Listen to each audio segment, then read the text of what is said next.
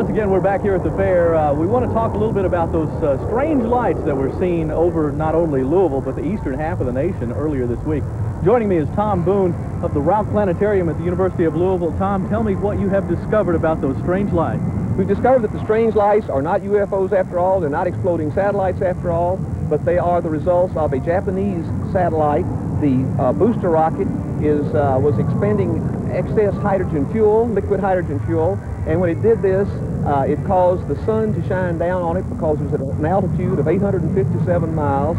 The sun shone down on this liquid ejecting hydrogen fuel, and in so doing, it caused us to see hot dog-shaped clouds. It caused us to see teardrop-shaped clouds, spiraling clouds, and a lot of folks around here just saw clouds in general. It was the Japanese first satellite, I understand, and it was not anything unusual at all, but as the man from the government told me, he said this was a very marvelous sight, but nothing supernatural. It was a marvelous sight. I know I received a number of phone calls at the TV station, and apparently now the gas came out of the booster rocket as it spiraled down, so that caused the strange-looking cloud. And that caused a strange-looking cloud, and when the booster rocket quit exuding all the gas, it wore out, and then the gas, that was the end of the whole thing, and so the show's over. It coincided with the explosion over in Clark County, just very interestingly and simultaneously. Well, thank you very much for putting an end to that mystery for us. We appreciate it. Keep tuned for the next chapter. Will do. Thanks, Tom. Speaking of lights, there are some lights that take place out here at the fair as well, and not just lights. No, they're also involved with some water here, and they're drawing a lot of big crowds, and I understand they're called the Dancing Waters? They are the Dancing Waters. They're right in front of the main exhibition hall. And this, Rick, this is the first time the Dancing Waters have been at the Kentucky State Fair since 1980. And the idea was first discovered or developed in 1947 in Germany. Now there are 26 different shows touring the United States and Europe. It's a type of instrument, so to speak. It's not a piano, but it's called a water organ, and there are 230 or more control knobs on the console. It is the only show, the water show, Dancing Waters, is the only show that's run 6 consecutive times at Radio City Music Hall. Currently, they back up Liberace, so you know it's got to be pretty great. And at night, they tell me, I have yet to see it at night. I've seen it during the day, and it's quite beautiful during the day. At night, they also add some colored lights, and it's supposed to be quite a spectacular show. As the sun goes down right now, I think they're adding some blue lights to it right now. We should add that there is no hydrogen gas involved in this at all. No, What you're seeing is the real thing. So you could see some lights exploding in the sky. They have fireworks here every night, of course. The crowds are still building up. They're streaming in gradually here. A lot of things going on right now as we look over into the Ferris wheels going around over on the walk. A lot of things to do. Be well worth your while to come out to the State Fair right now. We will, of course, have more on this tonight at 11 o'clock. Let's go back to you, Pia. All right. Thank you, Rick. And we'll be wrapping things up in just about 2 minutes. Stay with us. 11 o'clock in sports. We're going out to the camp on Shelby campus, take a look at the U of L and see how General Schnellenberger is making out in his second year, tightening the ship. We'll also take a look at the Redbirds up in Indianapolis, and I want you to go to this golf tournament they call the Cow Pasture Open. If you've ever thought you were in a cow pasture before, I want you to see this one tonight. It's a cow pasture, yeah. Also tonight at 11 o'clock, Scott Patrick tells us what's hot. Tonight it's skateboarding. The sport is popular once again, and Scott will show us the thrills and spills that go along with it. We'll also catch the summer fun at the annual Big Brothers Big Sisters swimming party. Those stories at 11 o'clock on the WAVE-TV News. And now to check back on our weekend weather, we go back to the fairgrounds with Craig Edwards and Rick and Melanie. And Melanie. I'm still here. You can't get rid of me. Bob, you should know that we've got a cow pasture or two out here at the fairgrounds. I don't think anybody's golfing in it right now, but they could. It's beautiful out here. It is absolutely gorgeous.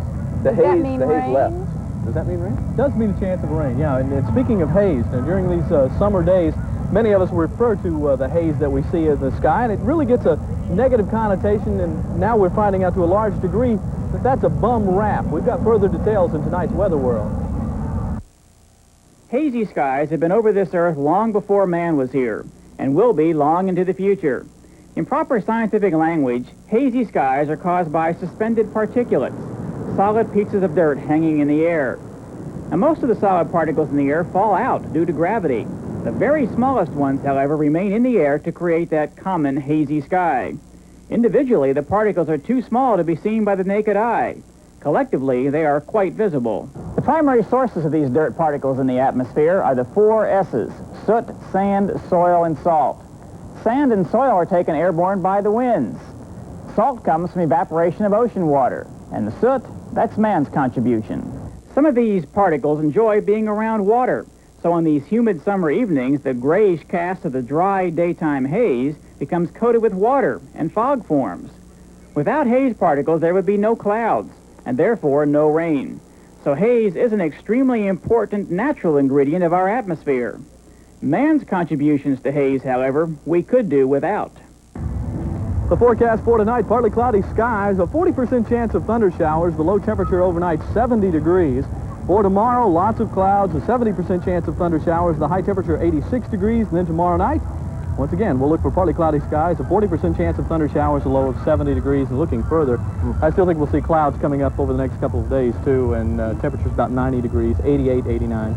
Humid as well? Yeah, it's going to be humid, and you may even see a little haze building in there, too. If you were a betting man, would you bring an umbrella when you come to the State Fair in the next couple days?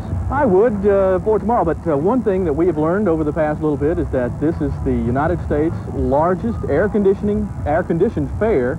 So if you want to come out here, you know, and the rain does come, lots of things going on inside. And the livestock has it great. They're in the air conditioned. They don't have to walk out in this. It's the people that suffer at this fair. And the livestock, we understand, are playing golf over in that Right, right. They ask about Bob earlier. all the time they ask about Bob. We should go over a couple of the things that are going to be going on tonight, and there are a lot of good reasons besides the midway and the livestock and all the tents and activities. Right. There are a couple great concerts. Big names here tonight. Red Skelton, who is going to receive the presidential... The Congressional Gold Medal, he got that today. The Senate voted that for him. He is going to be playing at Cardinal Stadium with Jerry Kay, and then Whitney Houston is going to be in Freedom Hall. You know this place is going to be rocking tonight. It's going to be a great show. I know a lot of reporters are going to be using those press pads. Or trying, anyway. Sneak in the back door They'll this be way. trying. Whitney Houston. Oh, it should be a great I was show. in there earlier today, and they were setting up the stage, and it looks like there's going to be quite a nice light show as well. Well, that's good. There are a number of people, like we said, still streaming into the place. If you're going to be coming here and you're taking 65 or the Watterson, expect to take a nice view of the scenery here for a long time because the lines, like we said, the traffic is streaming in. And it may take you a while. It's worth it once you get here. That's our show for tonight. And as we leave you, we want to give you a camera's eye view of this fair, courtesy of photographer Gil Mason. Have a good night, and I'll see you tomorrow. I did it! You had it done!